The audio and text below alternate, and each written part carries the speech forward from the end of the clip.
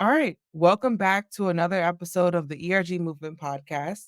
My name's Maceo, and I go by the ERG Homegirl because I'm literally all things ERGs. I'm the CEO and founder of the ERG Movement. However, this podcast episode is not about me.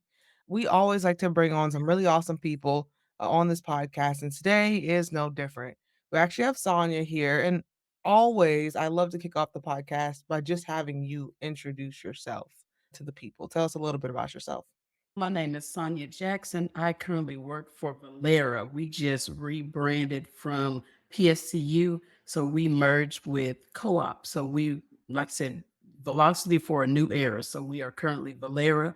I lead an ERG program here at Valera, responsible for this new Textio program and performance management with our ERGs. I'm a big ally in PSC Unity, which we're going to rebrand now that we have merged. And just excited to be here with Maceo. I met Maceo in Dallas at Intuit. She's very inspirational, helped me to step out here and do this today. And I am really excited to be here.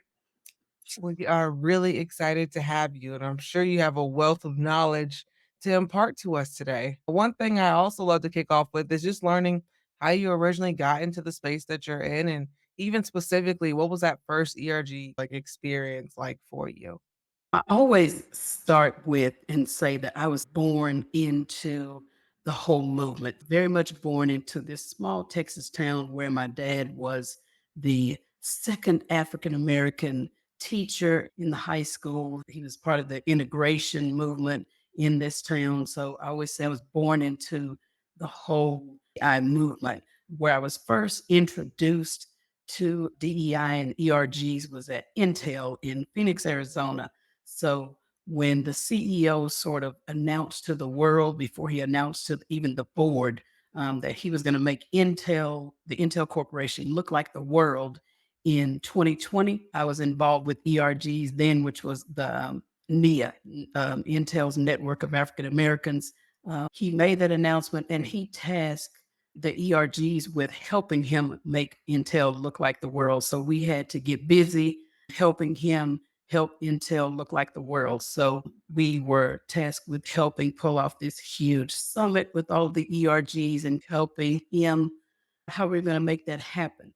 And so that's where we were first introduced to the um, working and helping move and integrate with all of the rest of the ERGs within the company to get that done. And so figuring out how we were going to do that as far as setting up business tasks and recruiting and just a myriad of things that we had to figure out how we were going to do that branding, how we were going to do that, help him get that done. And so that was the first introduction in integrating ourselves into the community and helping him get that done. So that was the first real big thing and the big movement with the ERGs for with Intel. So Got you. Now, I'm curious, what were some highlights coming out of that push to help Intel look like the rest of the world, essentially? Any highlights in terms of what the ERGs did to really make that happen? So for us, it was recruitment. So one of the things that he mentioned was that at the time it was like 13% of the world looks black. And so 13% of Intel needs to look black. And so we were tasked with helping him make 13% of Intel look black. And one of the highlights for me was they had misconstrued what that looked like because what they had done was they had literally mixed the national, like the international and the US. So when you say that 13% of the world is black, what are you saying? So are you saying that, are you looking at this from a global perspective or are you looking at this from just a US perspective? So what we had to do was go about figuring out like, what does that 13% consist of? And so they had meshed that all together. So what we had to do was untangle that. So are we talking globally? Or are we talking just in the US? So once we untangle that and just helping them figure out like you messed this up and figuring that out and then putting those numbers in perspective. And then because Intel is global, then figuring out like what percentages was that, how is that going to look in the US? How is it going to look globally? And then making those numbers right as far as the Black population. And so that was one of the highlights coming out of it for me. And then going from there, recruiting was another thing. Like one of the highlights of that was because Intel has a lot of engineers. Then we know we have a lot of HBCUs that have a lot of wonderful engineering programs. And so we got to connect with HBCUs on that level and recruit on that level. And so that was another highlight coming out of that. And then just, you know, the bold initiative, like he didn't even tell the board, the bold initiative of him coming out and saying that we want to make Intel look like the world, and that included us. And so that was a bold thing on his part, and that was a thing that was going to help us. And so that was exciting.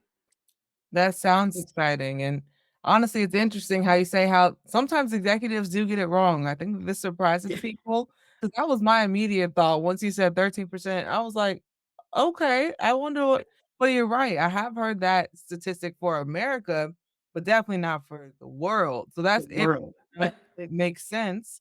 I can see where they get it from, but sometimes executives get it wrong. So that's always a fun process telling them like, "Hey, by the way." But I also love hearing about the initiatives that come to life even when the business does have some cool ideas or things that they want us to champion. Now, you mentioned partnering with HBCUs, and let's just say for a company who's never done it before, they thought about it and they just don't even know where to start. What will be like your advice on working with HBCUs for recruiting or even just best recruiting practices in general from people who are like, I'm a new ERG leader. I'm open to helping. I just don't know how to do it.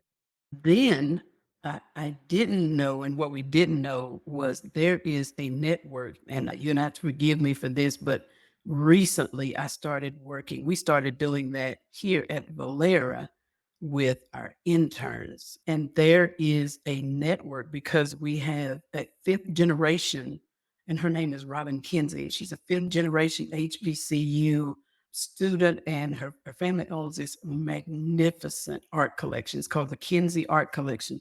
And she has it's basically a directory of, I don't even know what to call it. So I said, you're going to have to forgive me, but there's a directory of basically advisors, or it's advisors of all the HBCU people that you could reach out to just for that. And I can't even recall what it's called, but she has that information.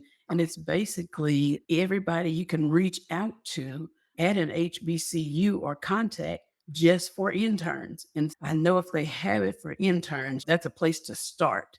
And so if you can start there, then you can recruit. What we did was just basically reached out to the campuses, and then they'll just tell you where to go from there. That's what we did at the time, or we had just connections. Everybody has connections. Like I went to Prairie View A&M, so I had connections there with people that I went to school with that worked in the offices there. And so I started there and we got the ball rolling there. And there were others that just went to other campuses like TSCU or Hampton or Spelman. And so we just got the ball rolling that way. It was just a grassroots effort. But so now that the world is more connected than it was then. So it was just a grassroots effort, but it was fun. And then he reached the goal in 2018. So 2 years early, just by getting the ERGs involved. I am convinced that it was because he connected the ERGs and pulled us in that he was able to reach that goal 2 years early. I love to hear that. That is always super inspiring, the impact that ERGs can make in that sense. Yes. Now, for context at that time, were you an ERG leader at that time, or were you leading a program at the time? So I was just simply brand new and just wanted to be involved. So I was just a member. And so that was my first time being involved and being a member. Cause before that I was a teacher. And so this was like my first time stepping out into being in the corporate world and just stepping out, being in an ERG or even like knowing a whole lot about it. Like I had been involved in DEI before then, but just being in an ERG, this was my first time and it was super exciting. And that's how I got to go to this summit. Like they pulled together this summit of all the ERGs. The president at the time was big on DEI. Like we had our first VP of DEI. And so he was making this big push. And so he pulled together this summit where he brought all of the ERGs. I'll say I would probably say the main ERGs. He brought all the main ERGs together in this big, huge summit and let us collaborate, taught us about branding and branding ourselves and collaborating and intersectionality. So he was big on bringing DEI to the forefront. And so that summit was super exciting for me. I'd never seen anything like it. And so he was big on that. And so this was my first sort of go around with ERG and this summit thing. And it was over for me. After that, I was hooked. And that's begin this journey with ERGs and now on to BRGs. So Okay. I love this. Now we're gonna go into the summit a little bit more because I want to hear about it. But in general, I'm curious how you went from being a member to what you do now, leading an ERG program. So I was at Intel and got laid off from Intel in 2016 because what I didn't realize that when I got hired into Intel, that everybody in my group was old enough to retire. So in 2016, my whole entire group, I think with the exception of 3 people, I was the last one in. 3 people got laid off. And so they retired. I got laid off. The other 3 people got reassigned. I was given the option to reassign, but I hadn't been there long enough to really know anybody. So I got laid off. That's when I came to Valera or PSCU, which is now Valera. And they were relatively new. So they were starting with ERGs. And so we started with ERGs. We had a few people, and so they were like, "Hey," I was in the Phoenix office, and there was nothing going on, so they pulled me. I had dinner with. There was a few people that came out of Florida, and they invited me to dinner. They were like, "Hey, do you want to be involved in the creation of the ERGs?" And I was like, "Sure, let's do it." And so I went out to dinner. They discussed what they wanted to do. And so we got started with Sankofa, which is the Black ERG that then we called the African American ERG. We've since now called it the Black ERG because you realize that not everybody's African American. So we called the Black ERG, and then it evolved into the LGBTQIA plus ERG, and then we're bringing on board a veteran ERG. Then we have Latinx ERG, and it's evolved from there. And just moving forward, fast forward, we have now 5. We're bringing on an interfaith ERG and then a veteran ERG. Okay, got you. That is quite the journey. And it's really just from you raising your hand and saying, "Yeah, I want to be part of it. I'm happy to." And I think it's interesting that you started off as a member as well. So you now with that in mind and timeline wise, I want to get that right. So when you said that the CEO wanted to make Intel look like the world, roughly what year was that? That was in 2015. 2015. Okay, Yep. got you. 2016, you moved over to Valera, which now and then the ERG program at Valera started roughly what year? In 20, oh, Okay, got you. 2017. Yeah. Alright, so it's been 7 years? Yeah, that makes Yep. it's been 7 years since. Yep. Okay, 7 so years. before diving into some of the things that you've taken away leading this program, to flashback to that summit piece because it's interesting that you say as a member, you were able to go to this summit, but it was so impactful. It made you wanna get involved more. So, Yep. if we had to say 5, I'm gonna give it a random number, 5 things about the conference or about the summit that really you remember about it that made you really, wanna get involved more, even some takeaways that you try to apply even nowadays, what would that be? Because I had never literally seen this before, was seeing all of the Black faces, the Black educated excellence, and the commitment. So, seeing all of the people on stage, seeing all of the commitment and the dedication to moving Black excellence forward and speaking about the issues openly, like I'd never seen that in my life.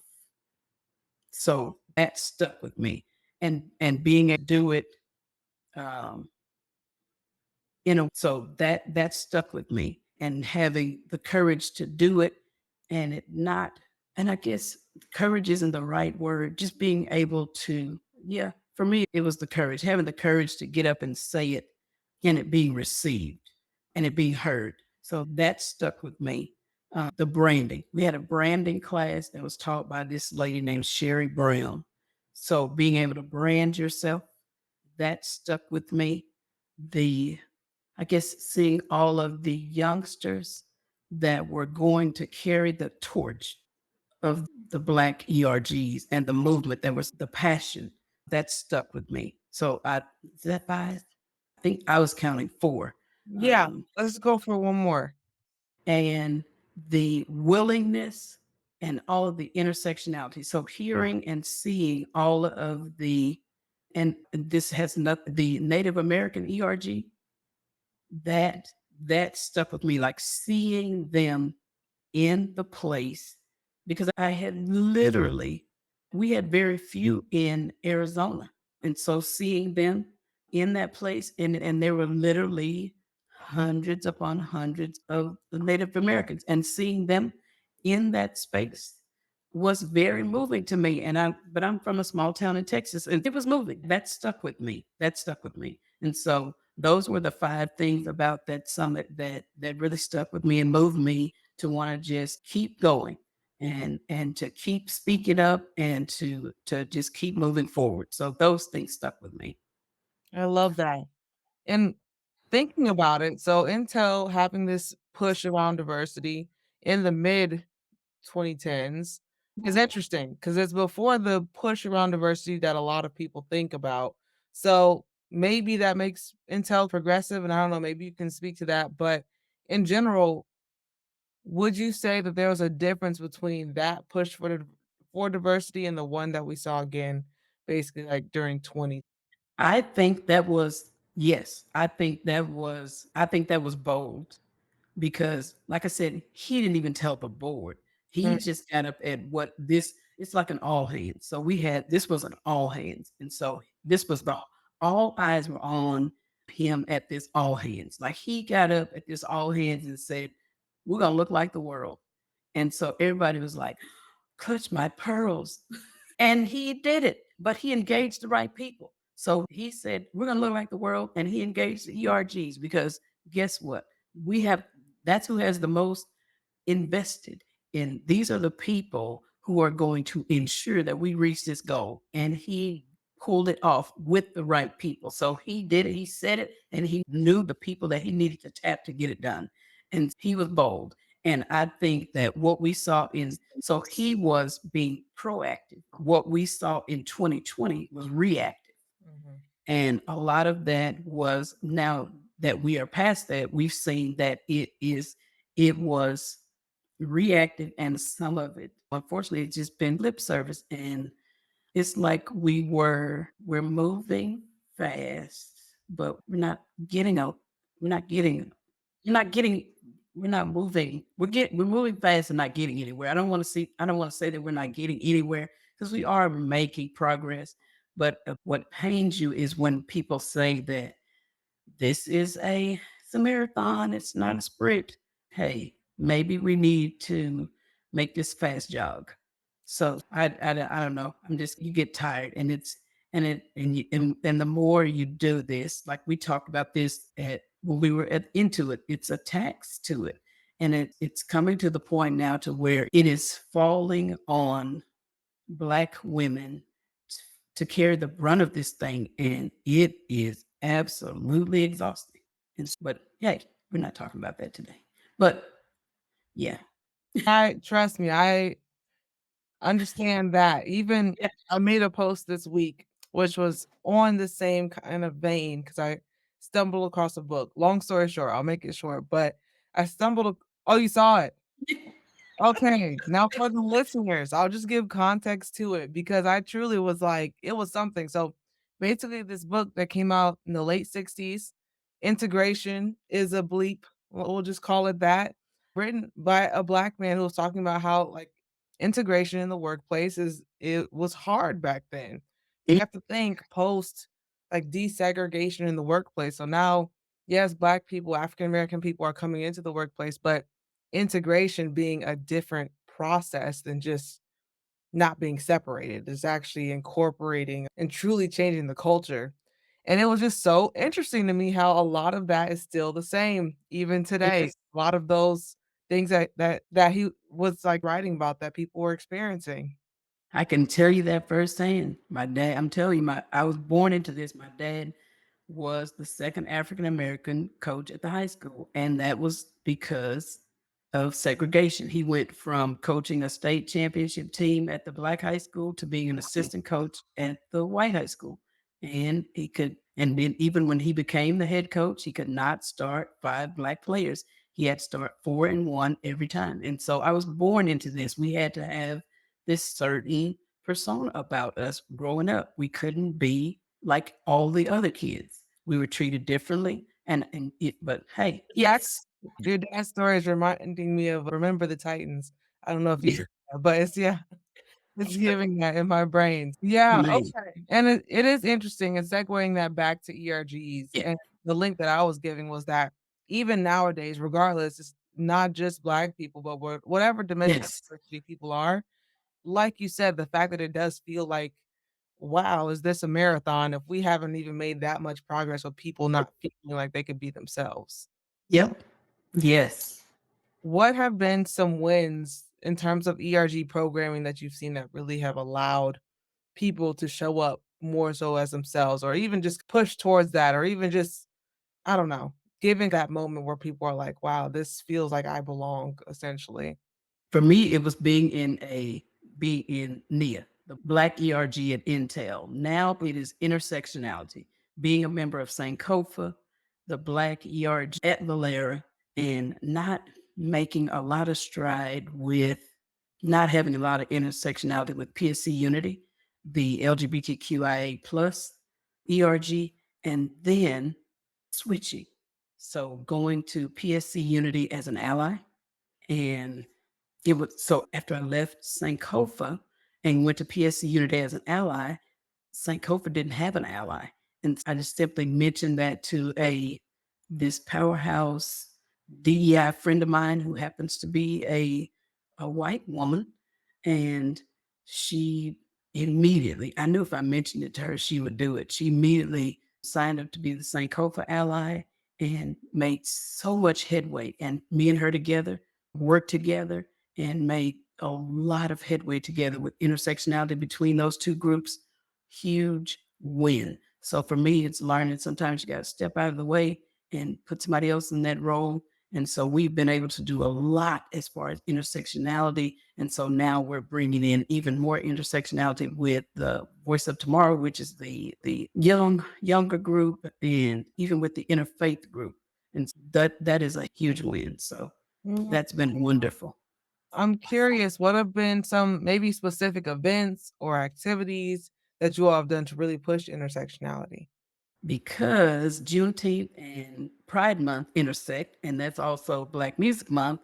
So we were able to do a lot of intersectionality. And because we do a lot of, we're financials, so we're financial services. So we did for Juneteenth, Pride Month, we did a credit. We talked about credit on Juneteenth. And because Black youth are the most at risk, LGBTQIA plus Black youth are the most at risk youth. And so we talked about protecting your credit during those transition times Mm, because we Black youth find themselves homeless more than any other youth. So we talked about protecting your credit in those times of transitions. And when I tell you that we had the absolute best time talking about credit during that month in Juneteenth, that was a huge event. It was one of the most well attended events. And so that was one of those events. We talked about Black artists. Oh my gosh. Big Mama Thornton. Oh, and you have to forgive me. COVID did my mind so bad. I just recently had a battle with COVID. But a lot of Black artists we never knew that they were gay until recently when we were allowed to talk about it. And mhm. so we highlighted a lot of those artists, Audre Lorde. So we did a lot of highlights for those artists during Pride Month. So we posted every day in Teams about all those artists, and it was on both channels. So we have channels. We had in the team spaces. So we had a lot of posting on both channels about all those artists. So that was huge wins for us. Else did we do? But it's just a lot of things going on during Pride Month between Sankofa and PSC Unity. I So love those that. those huge wins. Yeah. And since we're talking about communications, I know that you mentioned communications in your team's channels, but what about newsletters? Now, granted, I'll say this with a preface. Me personally, not a newsletter fan. I'm like, this is a lot of work. I don't know if it's worth it. But curious, what best practices do you have around ERGs that do newsletters or who might be like, okay, I want to explore a newsletter? What advice do you have for them? Me and Ashley, who's the person that I tasked with being the Sankova that I asked and that I knew was going to jump on being the Sankova ally. She does a newsletter for Sankova. She does it once a quarter. I do it once a month because I have it. I use Canva because Canva is easy. So with Canva, you just build a template, and I just simply came up with. So here's the caveat. I am a senior learning experience designer. So for me, I would say it's easy. So I just picked a thing that I was going to do. So I do an external person and I highlight an internal person every month. And so that's my format. I don't veer from it, and that's what I do. So it's either an artist that's external or somebody that's doing big things in the LGBTQIA plus community, and then someone internal that's doing big things in our community internally. And so that's what I do. I don't veer from that, and I do it every month. And so I've done our VP of DEI. I've done our we have our operations chair, we have our executive sponsor, whoever's doing big things that's a part of our community. And so I do that. I have them write like last month, or some a member of our community. So I had our a guy named Keith Fountain. I had him do. He's a black guy that's a part of our community. So I asked him do a start, stop, and continue on how the black community can support black, how they can be a better ally in the community. So I said, do a start, stop, continue. And he did that. And I highlighted him. And then he was coupled with our VP of DEI. And then this was our Pride Month edition. So it was all internal people, sorry. And then we had a guy that won a President's Award, and he was a member of the LGBTQIA plus community. And so I highlighted those three people, and he highlighted his speech, did that, and sent it out. And it's called Out to Be Heard. We voted on the title of the newsletter at the beginning of the year. And so I do that every month. But that was just the Pride Month edition. So it highlighted everybody internally. But on a monthly basis, external, internal, boom. And it just goes out like that. But Ashley does hers once a quarter. And she usually does just all external people. And it's just whoever she wants to highlight, whether it's an artist or just some history. But it's just really simple. But like I said, Canva, you can go in Canva, just do a straight, pull a template newsletter, and then just fill in the blanks. That's just what I do because that's easy. I love that. Now, when you export it, how do you share it in the email? Like, getting very tactical here. From Canva, how do you go into the email? Yes, Canva, literally. There's in the upper right corner, there's a share. And then you hit share. You can share it PDF. I do it two ways just because the learner, that's the LXD in me, PDF and MP4, because I do little animations in my newsletter because that's just what I like. So I share it as an MP4, so it goes out as a video. And then I do it as a PDF so people can just download it and read it at their own pace. But we share it in the Teams channel. You go to Teams, hit the plus button, upload MP4, upload PDF, and you're done. Yeah, nothing hard. I love that. Keep it simple and it's Yep. still impactful. I love member spotlights too and spotlighting people from the community, but wow, I love that. I- Yeah, I needed to let you know that I'm gonna borrow that. I'm not gonna say steal. I'm gonna borrow that. Starting next year, we're gonna do that because I heard that and I jotted down so many things that you said, and I went into the channel and I said, "Oh my God, it's so many good ideas in there that I'm gonna kick off next year." I'm like, "Yes, these are some good ideas." Clickbait, I already tried that with our last newsletter. I said, "Listen," I put in there. I said, "You're not gonna believe this." And I sent it out and then waited a few minutes, and then I sent the newsletter out behind it. And when I tell you that we got a few more clicks on the newsletter, we certainly did. I love that. I love that. Yeah, honestly, and a lot of people who are watching the podcast, if they didn't go to the tour, they might not even know about that little tip yet. But truly, it works. That's why it works on YouTube. Literally, I was on YouTube the other day and I saw something and it was a very clickbaity title. And I definitely clicked on it. And my husband was like, "There's no way you fell for that." I was like, I'm curious." It was like as soon as I did it and sent it out, it was like 2 people clicked on it immediately. Oh my gosh, it was so funny, but it worked. That I was love it. And I even respect you saying that you're gonna start it next year. I think sometimes people, like, we don't even allow what we're doing to see it through for a long enough period of time before we're trying to iterate. Sometimes mm, it's truly about, "Okay, let's do it for a chunk of time, and then let's switch it up, and then we can change it based on what we've learned." So I love that too. we're they don't we don't say merging, we are combining. We're combining with our new company, so we're not gonna be finished until next we're not gonna be finished next year, but net on 2025, we'll have they'll be combined, like, we'll have combined emails, I'll say that. We'll have combined email addresses, so it'll be at a point to where and we'll have combined ERGs, and that's what I'm looking for. So once we combine ERGs, then we'll be able to do member spotlight. So it'll be a good way to showcase the new people Yep. to the old people and the old people to the new people. And so I am looking forward to doing that. I can't wait. I'm excited. We're gonna have to have you back on to tell us about the merging experience when that happens. Yes. So, Yeah. that's always a fun process, even just Yeah. speaking from personal experience, a fun process. Yeah. I think they're gonna love it too.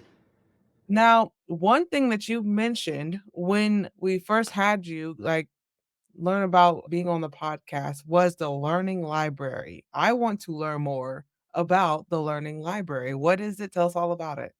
So the learning library that came to me from one of the members of Sankofa. And he said, it was one of our managers. He's a software engineer. And he said, "What do you think about?" And he said it from Sankofa. And it'll bleed over into the other groups once we finish it in Sankofa first, because it was his idea for Sankofa. So, what do you think about doing a library of leaders? And this is like supervisors on a to showcase just the Black leaders in Sankofa. So it lives in the Sankofa site. And what it is just the Black leaders. We do a video, and it just basically they come on, they say who they are, they talk about their hobbies, what they like, and they talk about their journey to management. Because what we noticed inside Valera is that if there's very few Black people in leadership, and they go to a certain level and then it kind of stops. Now, since the combination, we now have a Black woman EVP, which is amazing. And we are so happy about that. But before then, it goes up to a certain level and stops. And so that's what kind of brought this idea about for him. Let's showcase the Black leadership so that people have something to look to and look toward and aspire to. And because he knows that I'm going to jump on things, and I have people that can, because I'm an LXB, that we can do it. And so I was like, let's do it, let's go. And so we started with, and it actually transformed because we have a Black board member, and because we were gonna record him for a session during Black History Month. We said, hey, let's start with him. And so we started with the board member. And so we started with him and said, and then we did the combo. And so we said we're going to start with the Black EVP and work our way down. And so that's what the Black Leadership Library is. And so once we cycle through the leaders in Sankofa, and then we're going to just let that roll over into the other ERGs and start the leadership library there so that people can have something to look toward and aspire to be with all of the ERGs. That's such a creative idea. And where does the learning library live exactly? It's gonna live in the team site in Okay. just a tab. Yeah. I love that idea. When he said that, I was like, yes. because I think because we have a contact center and all most of our ideas are born out of the contact center because our contact center, just the brown and black population, that is the hugest brown and black population in Valera. And so those are the people that we try and impact the most because I those are the people that have all the questions. Those are the people that we try to impact when we do any sessions, any kind of during our affinity months. Those are the people that we try to reach because those are the people that have the hardest time coming to the events, getting off the phones because of workforce and all that stuff. So those are the people that we try to, that's what we center our events around. And so those are people that we try to impact the most. So the leadership library, it just spoke to me in reaching them. love that. Any other events or activities that the ERG program's done that you just feel like deserves a shout out? Anytime that we do anything with mental health, and I will tell you the credit event that we did that we thought was just, it was a good idea that came to us from Keith Fountain, that who is a supervisor in the context center. Like we said, oh, this is a good idea and we really want to do it. But we were just like, this is just going to be any other event. But our executive sponsor, who is a white woman who, and I told Keith, I said, look, we need to try to elicit some kind of story from these people so that they seem relatable. And we were racking our brain trying to figure out how we were going to do it. This executive sponsor, senior lady got on there and she let us have it. She got on there and told a money story about, she said, I grew up and my father passed away when I was 12. And she said, so our mom had to move us to a town where we could get free services. She said, so we had to move to a town where we get free services. And she told us a story about how they had to go to a free dental school. Blew us all away. We couldn't believe it. And so what I was looking for, she gave us right off the bat. And she said, we all have money stories. And because Keith is in the contact center and he knows the people in workforce, that was also our highest attended event for from the contact center. And then we had a younger black lady from a wealth. It was, her name was Kayla Bailey, and she works at she's a senior financial planner from a wealth company. She literally owns it. And she was relatable and she used the term right off the bat, shoot your shot. And these contact center people opened up. And that's why I say we had the best time. And so what I was looking for, we got right off the top. And so that was one of the most exciting events. And then anytime we do anything with mental health, it just always shocks you how much people open up and how much people are ready and willing to just get things off their chest. And we just need to give them the opportunity to do it. Mhm. And so ERGs play a huge part in people's mental health, being, finance, and we're a financial services company. And so we just need to provide people the space to learn, grow, and then just unload sometimes. And we just have to realize that and keep providing people the opportunities to do that. And so I feel like anytime we have that opportunity, we have to jump at that chance. I love that. And even the ideas that you gave may not be the first ones that people think about when they think about mental health, but it's like, what are the things that impact people's mental health? Yes. That's digging a little bit deeper than just a general mental health event that I see a lot in the space. So I Yes. love that. Okay, landing the plane here, cause time has flown by. I love, the interviews and the sessions where time just flies, cause that means we're due for a second part. But one thing I did wanna ask is really how ERGs have impacted you. Oh my gosh. It's been a journey. So it's ever changing. I love it. I hate it. I love it even more. I cry. But at the end of the day, I would not trade it for anything in the world. Like you have your moments. You have to sometimes just shut your computer, walk away, you cry, you come back, and then you wonder how you're ever going to not have it in your life. Like it's just something that you know you're built for and you're born to do. And so it gives you an identity. It lets you be your authentic self. It lets you be heard. You have a voice and you have a place. And you just know that you belong. And this is what you're meant to do. And so it makes, for me, it makes my day job easier.